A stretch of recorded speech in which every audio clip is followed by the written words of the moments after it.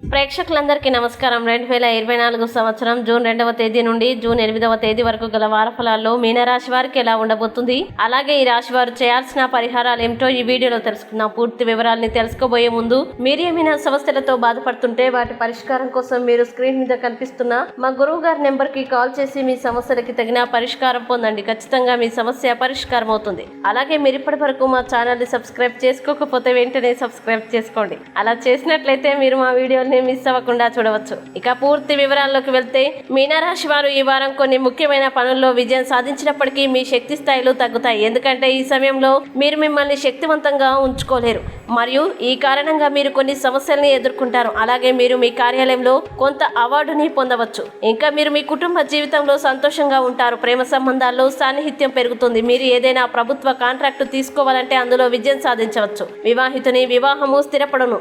మీరు మతపరమైన కార్యక్రమాలపై ఆసక్తి చూపుతారు. అలాగే మీ పరిచయాలు మరింత బలపడతాయి. ఉద్యోగస్తులకి కొత్తగా ఉద్యోగ అవకాశాలు లభిస్తాయి. వారం మధ్యలో ఇంటర్వ్యూకి హాజరైతే విజయం లభిస్తుంది. ప్రభావవంతమైన వ్యక్తులతో మీ పరిచయాలు బలపడతాయి.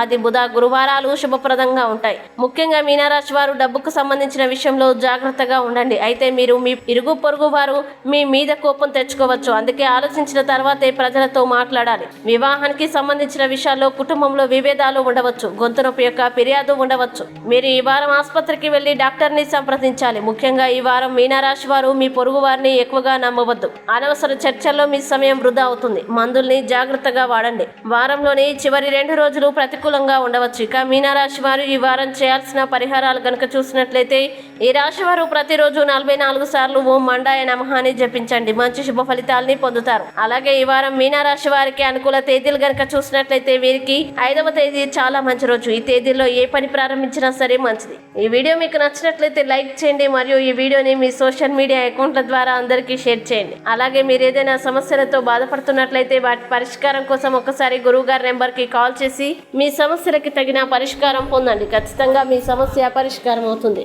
ఇంకా మీరు అనుకున్నటువంటి అన్ని పనుల్లో అంతా మంచి జరగాలని కోరుకుంటూ సర్వే జన సుఖినో భవంతు.